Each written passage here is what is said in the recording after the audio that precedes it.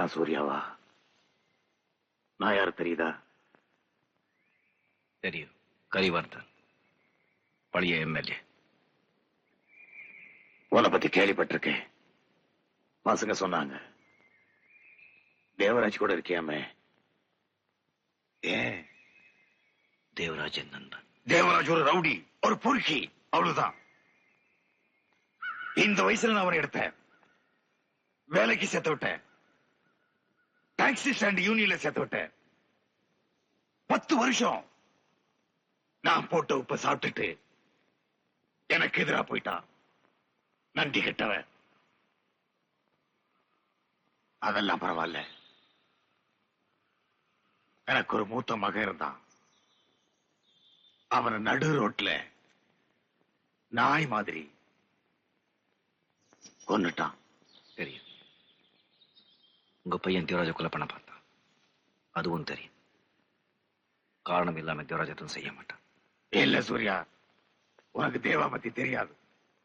நீ எங்கிட்ட வந்து நான் உன்னை தேவராஜை விட பெரிய ஆளா பண்ணி காட்டுறேன். இந்த ஊர்ல எனக்கு அப்புறம் நீதான் இருப்ப.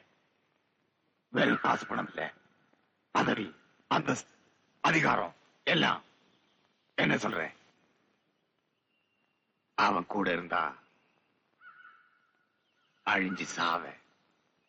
உன் கூட வாழ்றதை விட தேவா கூட சாகிறது மேல.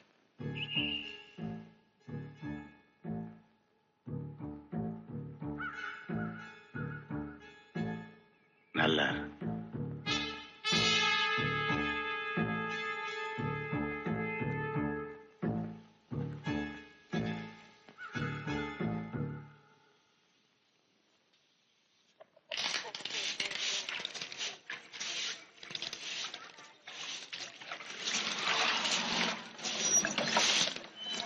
வணக்கம் சார்.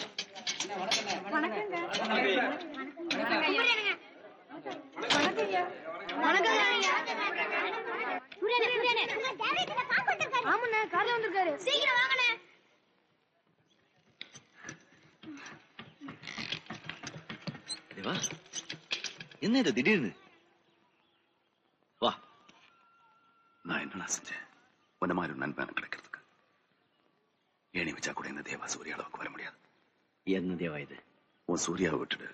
நான் உன்னை இந்த ஊர்லயே பெரிய ஆளாக்குறேன்னு யாராவது சொல்லியிருந்தா நான் போனாலும் போயிருப்பேன். ஆனா நீ என்ன தேவா இதை போய் பெருசு பண்ணிக்கிட்டு?